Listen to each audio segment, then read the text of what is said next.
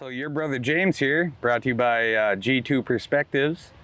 Got my good friend Roberto here. Roberto, how you doing today? How are you? I've been great. How about you? Well, you look different every single time that I see you. Now you have this long, super long beard. Well, I work really hard on it. Just kind of, I think that the look that I like the most is when you do the mustache. Oh, you way. like the mustache? Yeah.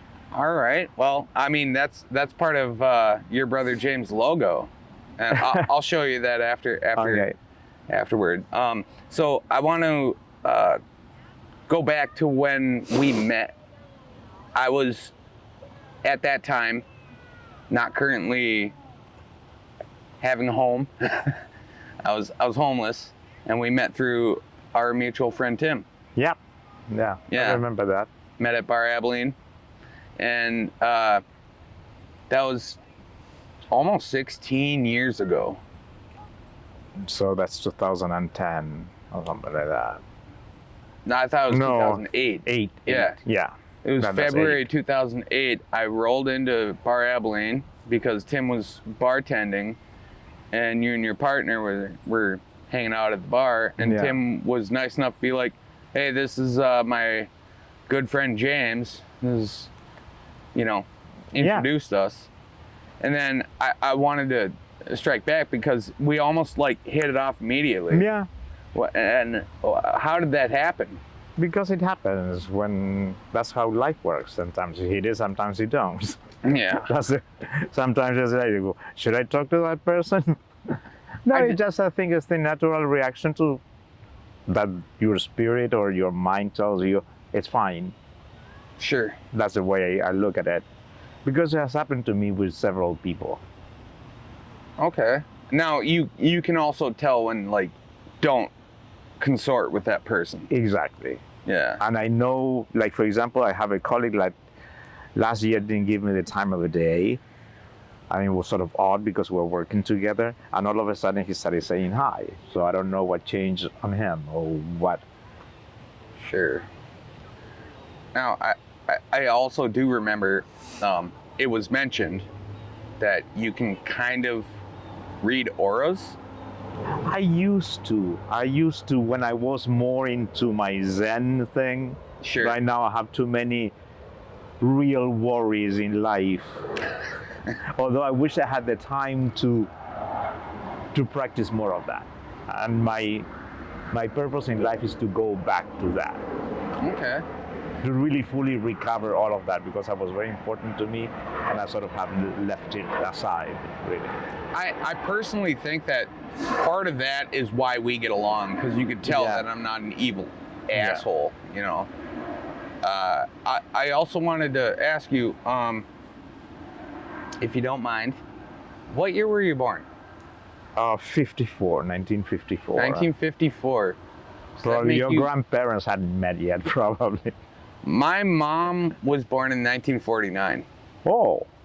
Yeah, I'm the youngest of 7, so. Oh. But 7. Yeah. Poor lady. And I was the biggest. I was 10 pounds 11 ounces when I was born. Oh my God. Now, so 1954, that would make you 69? Exactly. Okay. Well, you seem healthy. Can you still put your hands under your feet? Yeah, I can still stand on my head. I need to do it by a wall now because I don't have a muscle. I don't have a bicep. Oh yeah, that's right. So I cannot be too cool about it because I look sort of tilted when I do it. So I also want to jump on where you're originally from. I am from Chile, South America. I'm a real southerner. You cannot get more southern than that. Yeah. That's it. Isn't it? That's the end of the world. That's the end of the world. It's called the land of the end of the world. Now, isn't it also by latitude, the longest country? This is the longest country in the world. And it's Chile is like the western part of this country, but upside down. So the deserts are in the north. Oh, sure. The snows are in the south and in the mountains. You also mentioned to me that great wine from Chile. Yeah, I don't even drink that much wine anymore. See? I Right. drank too much. I drank too much wine. You also said if I got my passport and we went there, I would be eaten alive by the ladies. You said that. Yeah. Okay. So you were born in 1954, and then weren't you there during the Revolution? Well, that happened in 73. Well, everything started in 71, the rioting and the problems started. Sure. But the revolution happened in 1973. So it was a 2-year thing, more or less. How old were you at that point? 19, 20. Okay.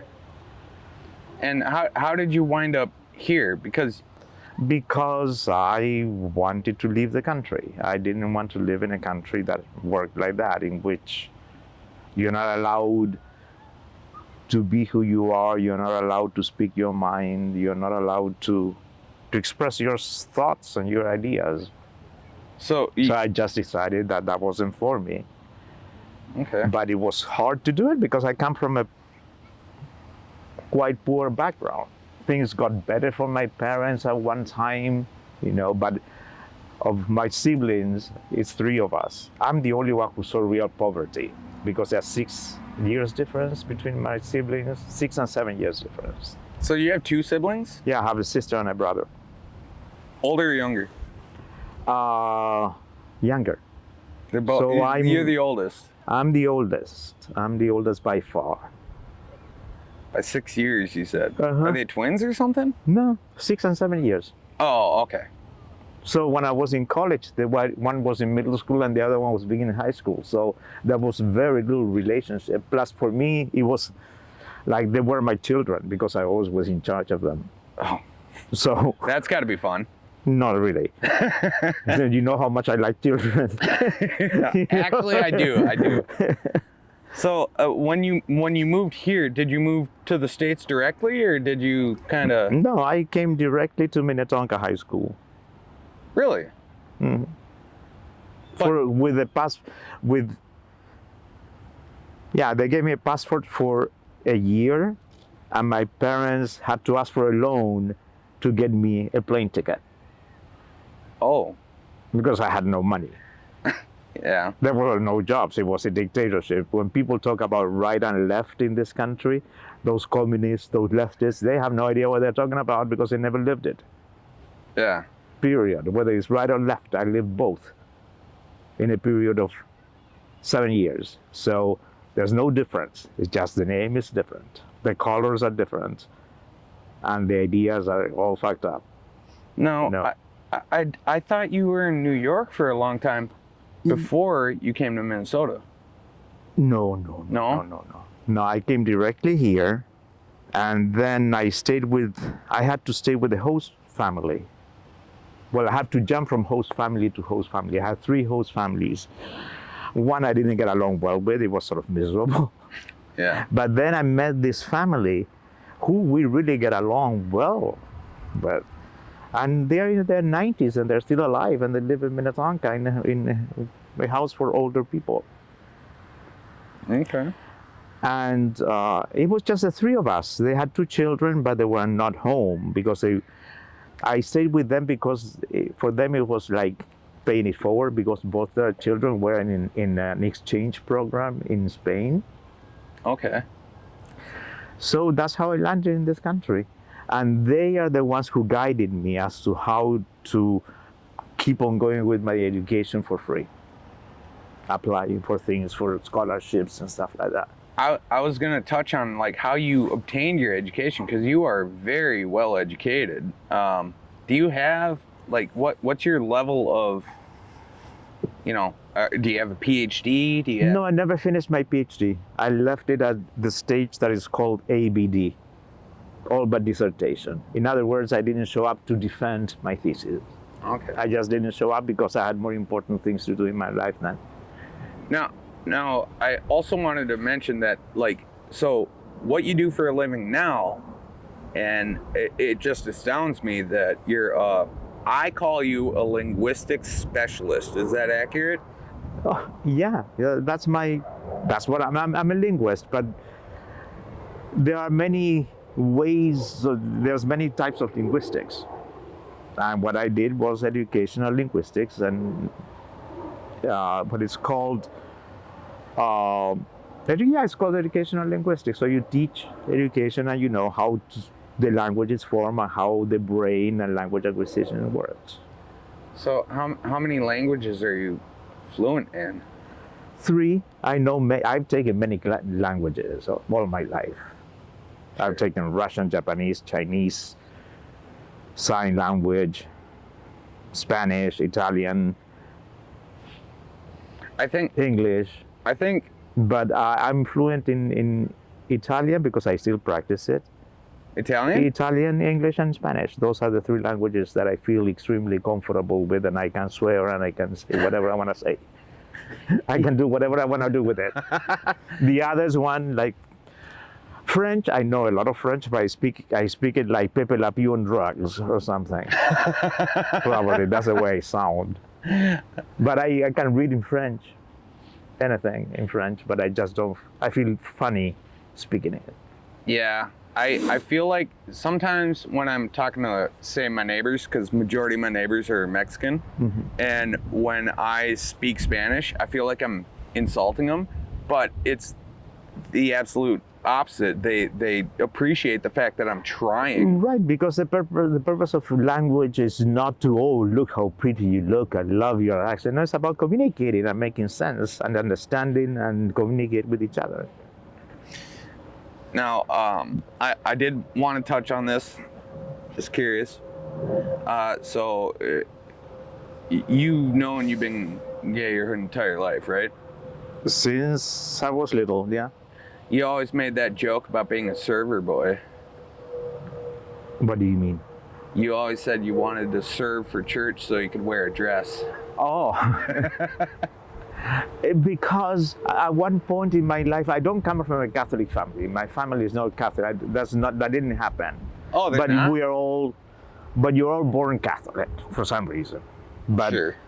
My father was a Mason, so that was a total different thing. My mother went to church when people got married, baptized. But I was the only one who went to church. I'm the only one with all the sacraments, as they speak. And not because I was a believer, but because I was passionate about learning the pageantry and the beauty of the churches and the long dresses and and the fact that, I could drink wine when I was little in church.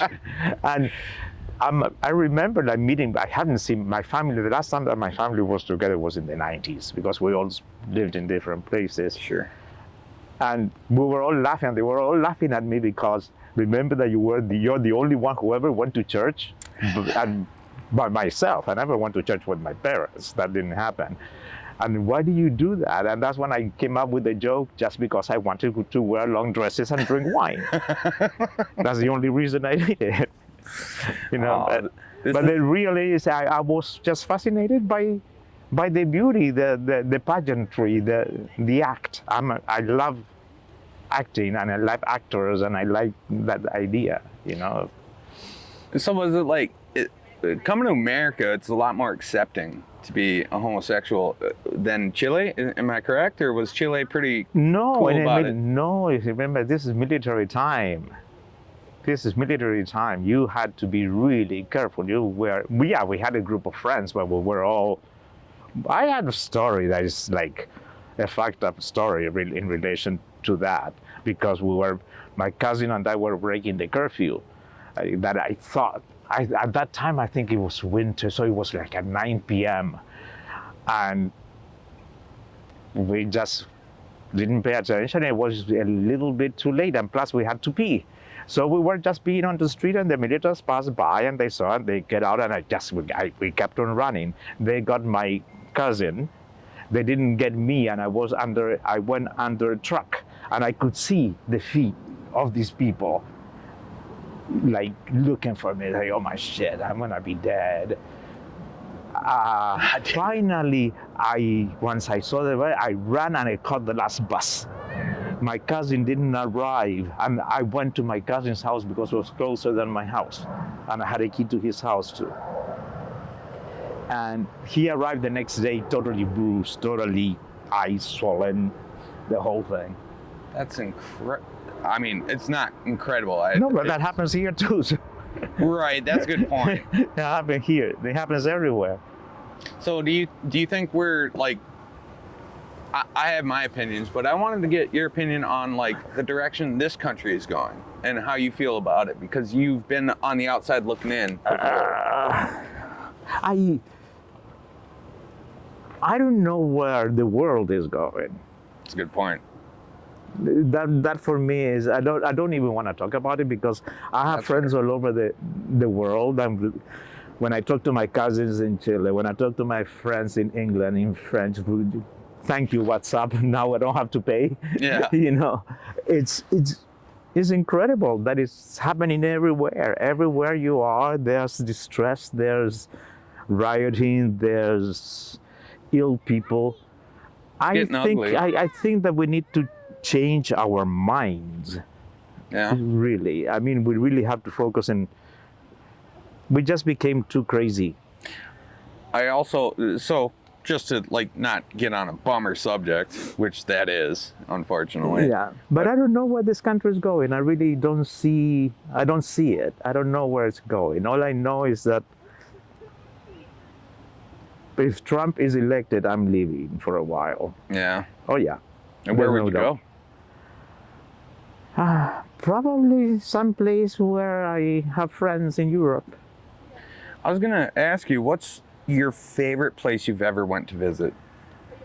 Like city-wise or country-wise or whatever. Wow. I mean, you always told me I would love it in New York, and quite frankly, I would probably have way too much anxiety with that many people around. But you've been around the world. I want to... I think that probably one of the places that impressed me the most, because I wasn't expecting to go there, and secondly because I stayed there longer than I thought, so I got to know it very well because too little. It was Luxembourg. Luxembourg? Yeah, I went to a wedding there and I overstayed because they were paying for everything. So yeah. So that's you say that's like the place that... Because it's so ancient and it's so little and it's so compact and it's... Really? Yeah. And then there are other places that you never expect them to be what they are. And they can be little or tiny. Like, for example, a place that I love in this area is Grand Marais. I wouldn't hesitate to move to Grand Marais and live there for a while. Grand Marais is beautiful. That's my sister's favorite place is Split Rock, the lighthouse. I think she has like probably 3 puzzles of that thing. And they go up there quite often, but you've been around. I wanted to get back to so you're a teacher now, and you teach what ages? Teenagers, well, late teenagers, young. I would call them on the verge of being young adults. Okay. Because they are usually between 16 and 18. Are they a pain in the ass? Depending on the time and the group. And everything depends on how you relate to them. I mean, teenagers are a pain in the ass because they just haven't grown up yet. Yeah. They haven't developed. Hormones are not totally developed, so they are a pain in the ass. That's what I think is sort of wrong, to have all these rules and regulations, and I think that education should be a lot more fun. I agree. Than just sitting there while kids are rolling their eyes. I've been hearing lately a lot of people saying, you know what class should be taught is finances. Like, so kids are more fiscally responsible. I think that's a good idea. Well, the finances, getting to know your body, getting to know your mind. Right. That's essential. Those are things that are essential. Getting to give students the opportunity to find their gift. Sure. And by playing, doing things, taking them out, giving them opportunities to learn. Like, for example, supposedly the best educational system in the world is in Finland. Yeah. And students have 3 to 4 contact hours in the school. They don't go more than that. They don't have any homework. Really?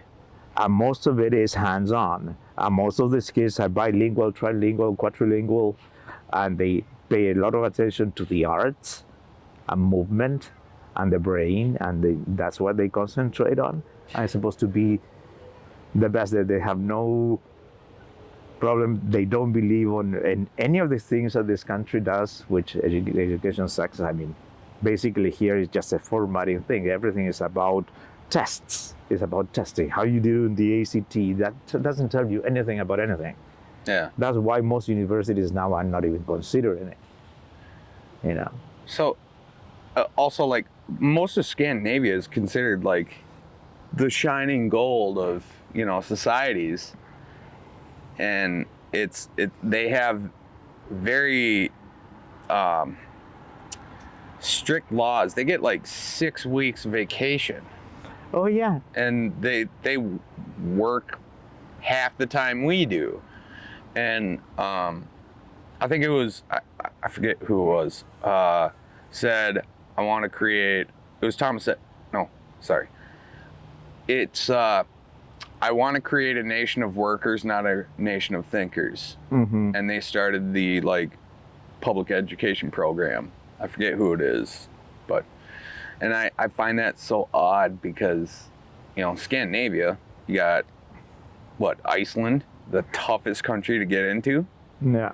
And Norway, you know, Sweden, all that whole area. Yeah.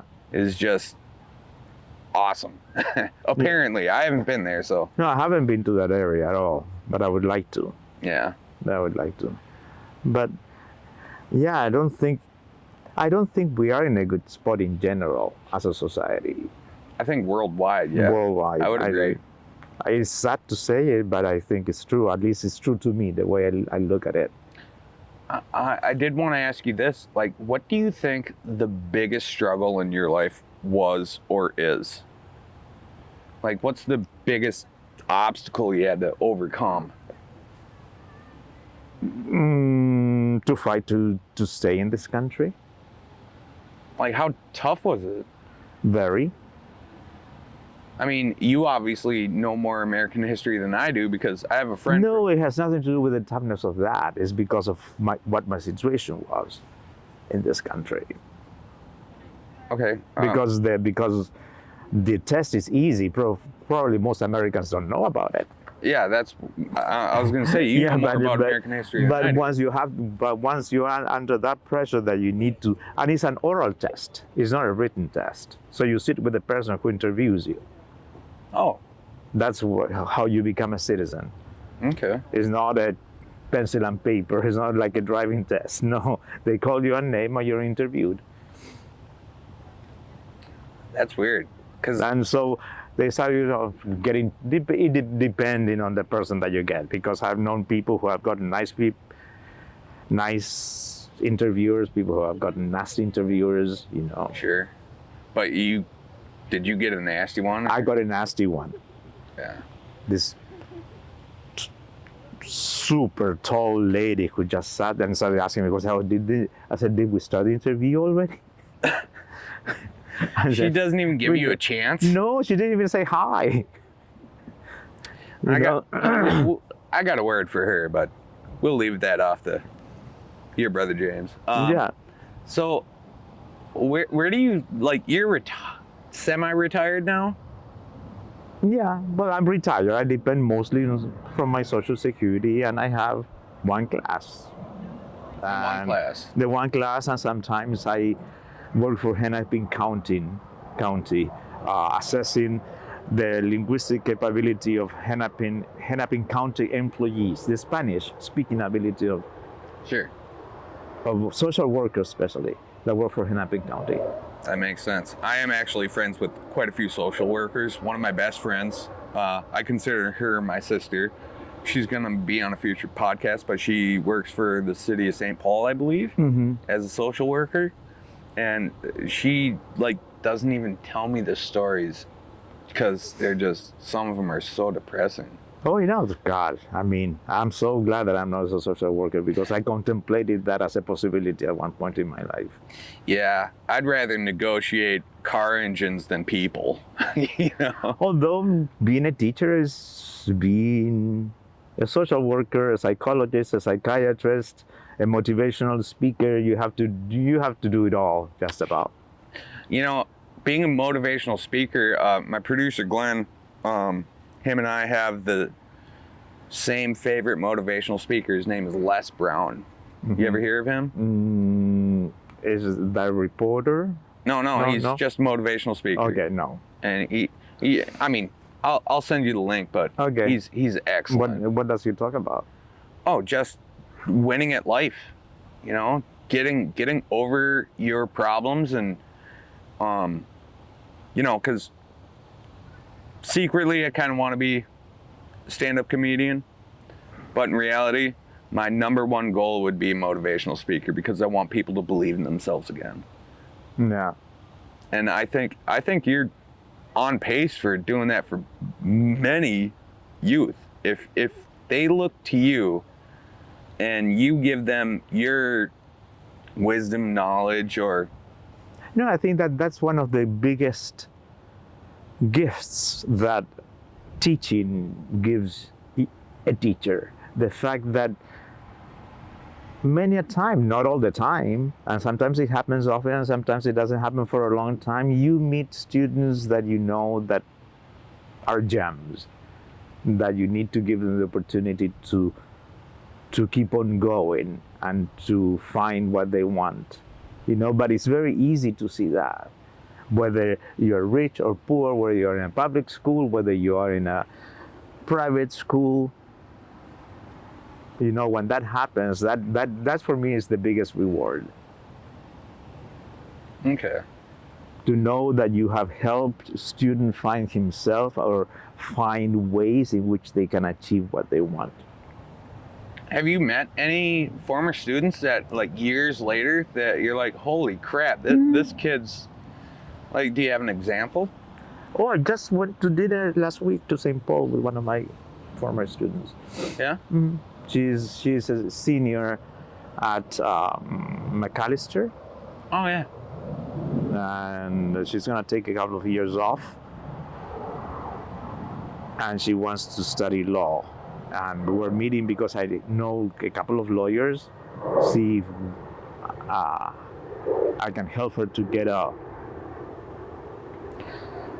internship, because both of them work as lobbyists in the city, in St. Paul. Yeah. Okay. Considering you know quite a few lawyers, I'm going to have to keep in touch with you because I may need one. So is there anything you'd change, like, in how the direction of your life went? Is there? No, I never wanted to, I knew what I wanted to do in terms of my profession, but in terms of who I am, I just go with the flow. That's why I probably lived so many places. Because I just go with the flow where the opportunities are. When you're alone, you have to be very creative. When you're a foreigner and you're alone, you have to be very creative on how you make yourself known and how you make yourself heard, because it's a different story. And the only way to stay in the country, well, there are many ways to stay in this country illegally, which my sister is still illegal. Oh, really? My sister is still illegal, and all the family. Or you marry because you love someone, you marry for money, or you marry, and then you're gonna stay in this country, or some institution may look at your brain and hire you. And that's the way it works. That's how that's when you get, that's the process. So fine, that's what happened to me. Finally, a university offered me to work, gave me the opportunity, told me, we'll work with because you had to be asked by a company or by school or by a university saying, hey, we want to support this guy to get his green card. So that's the way you do it. And that's the way I went. It's a longer way to do it, but I didn't have to compromise with anyone. I did it with my own brain. Yeah, that's so foreign to me because, I was born here, so it's like you're already, You're already in. You're already American. Here you have to, I always tell my students, you have to go and mingle. Yeah. And get to know this country to be part of it. Yeah, and you got to meet both the bad and the good. Like, of course, because that's what the world is made out of, good and bad. And good and evil. I've been making the joke not joke, but like, if someone was to like infiltrate U.S. soil, you're gonna see citizens unite in a way you would never see before. So as I say it, from the woods to the hoods. So you'd have rednecks and the inner city ghettos unite to fight for this country because we all still love this country. I'd hope, I mean, it's like my dad said, you can love your country, never trust your government. Yeah, how do you, this is now, I'm interviewing you now. Sorry. Because this is a very funny concept for me because I never loved my country. For me, life is not about where you're born. I was just born because I was born there. And since I was little, I remember being alone on the beach and saying, why was I born here and not somewhere else? It's a coincidence. And then I think the love for your country depends on what the country gives you. And my country didn't give me much at all. All right. But on top of everything, I had to leave the country not to be caught. That's unbelievable to me, because I mean, even though people can complain, but you have such a different story from almost everybody I hang out with. I think there are two places that I love a lot. There's Columbus, Ohio, because I still have friends there, and I spent many years of not many years, but 6 years of my life there, and I made a community where I met all kinds of people. And New York. You love New York. When people ask me where I am from, I say I'm a New Yorker from Chile. That's my nationality. New Yorker from I'm Chile. a New Yorker from Chile. There's no other way to put it. Because I will always be from Chile, and there are certain things that I adore about Chile. Not to love it that much, but I always try to smell or imagine the smell of the ocean, because that's what I grew up with. And here you just have the smell of the lake. We need to put some salt in it. I guess some sea salt or something. Yeah, I hate to admit, I still have not seen the ocean. No? No. Oh my God. I don't mean to bum you out. You have to go to the Price is Right, and maybe you can get one of those prices. Oh, look at that. Oh wow. Osprey. So what else was I gonna touch up on? So when we started hanging out, and you invited me over for the first time to eat, you're like, "Is there anything you don't like?" I was like, "Well, if I'm gonna have chicken, I like it breaded." And you're like, "Oh no," because you made this chicken breast and you like pan-seared it, right? Mm-hmm. And I was like, "I'll give it a shot," and it was so damn good. I was like, I didn't understand that non-breaded chicken could be this good. And then you introduced me to salted caramel custard, correct? And I was like, salt and caramel? That just sounds... And then I had it. Yeah, you turned me around on that. So weren't you a cook for a while? That was one of my passions, and it's not I learned how to cook because I told you I'm the oldest. Oh. So I even had to... I was instructed one time by my mother to kill a duck.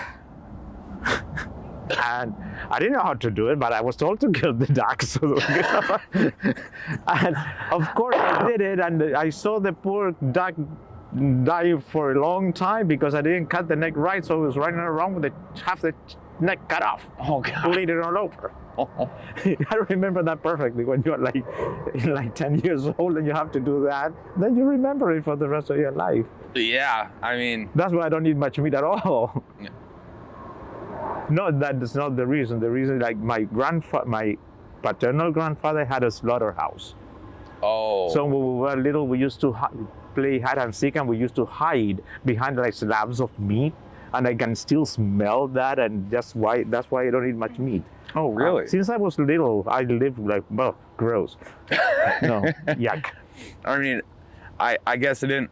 I lived near turkey farms, so I got to see that horrendous industry. But yeah, I saw that in the South too. When I lived in the South, I lived in the chicken turkey killing part of North Carolina for a while.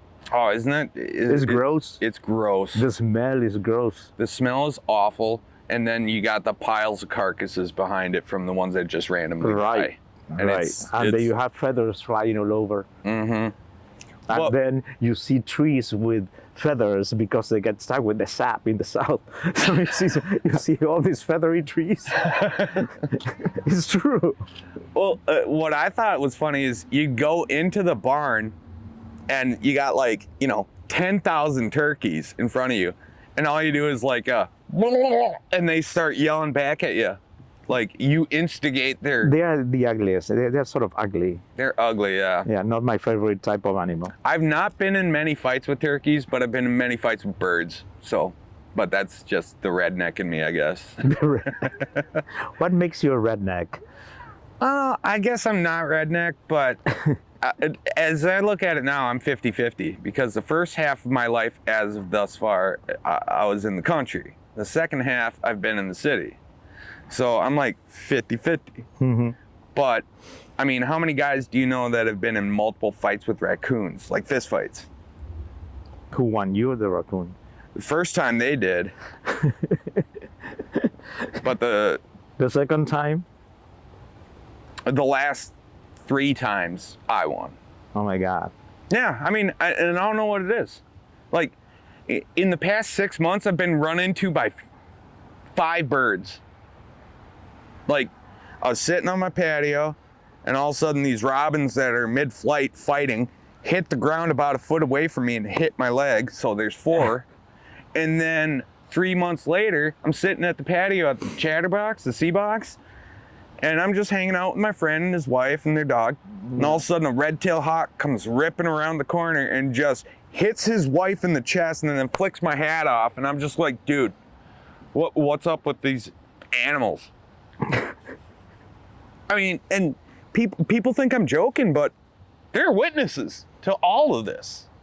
It's like, I don't know what it is, but these animals, they're like, Dad James, go get them.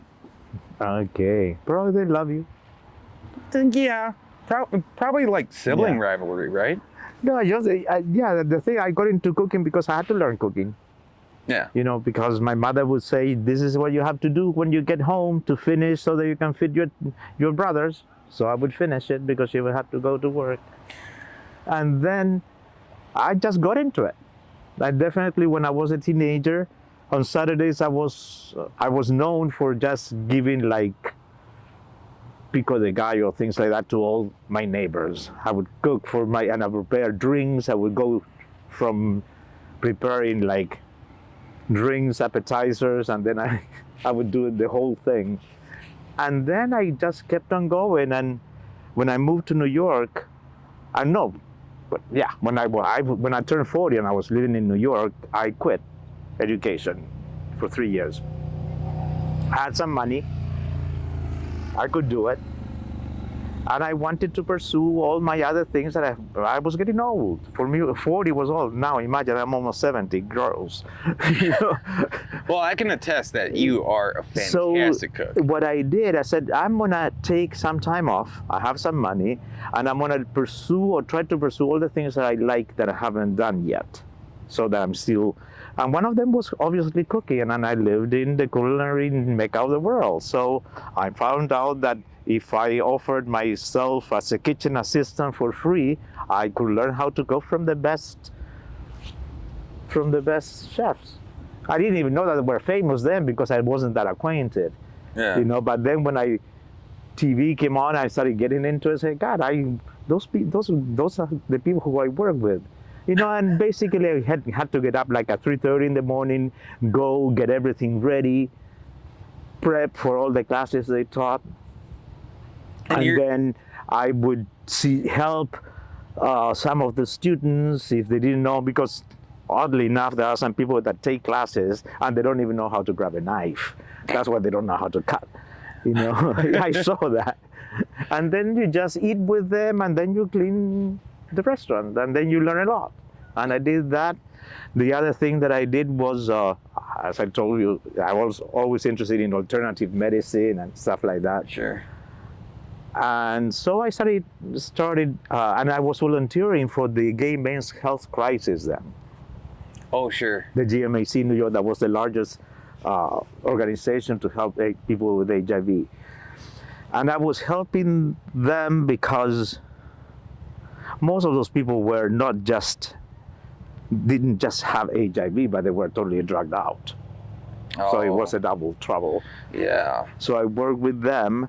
And then I started meeting people who worked in the, you know, alternative medicine business, like acupuncture, Reiki, and secure cranial movements and stuff like that. And I started learning all of them, and then I started volunteering at hospitals. In New York at that time, a lot of hospitals have an alternative wing with volunteers. They were not paid, but they were volunteers. Sure. And that's how I got my degree on Reiki, which is working with your own energy and people's energy to heal. That is based on human energy and your chakras, your 7 chakras. And that's honestly, I think, why I wanted you. You were initially going to be my first interview, because I always thought that you're one of the most interesting people I've ever met. Just because you cover the board, man. Like, you're from here to there, where I'm like acute. I think you have to be part of society or part of people, you know, because the other thing that I did during the 3 years, I really wanted to focus on helping people, because so many people have helped me in my life. I'm not here just because I'm alone. Just most people, like professors or people who I met in life, gave me chances and opportunities that I would never, or because I was just curious. I mean, just the fact that I ended up in Dartmouth College, not knowing that it was a prestigious college. I didn't even know what an Ivy League was. I just got invited, and because I decided there was some kind of contest, so I can do that. I thought to myself, so I went and did it, and I wrote it, and I said, this is not half bad. And it was about education and linguistics and stuff like that, and all of a sudden I get a letter, hey, you are one of the 10 people who got a fellowship for Dartmouth College. And I worked there for 15 years of my life. Damn. Really? Every summer. 15 years? Every summer, only in summers. I spent 1 year there. With my fellowship, that was the whole year. Then I went back to finish my PhD that I never finished.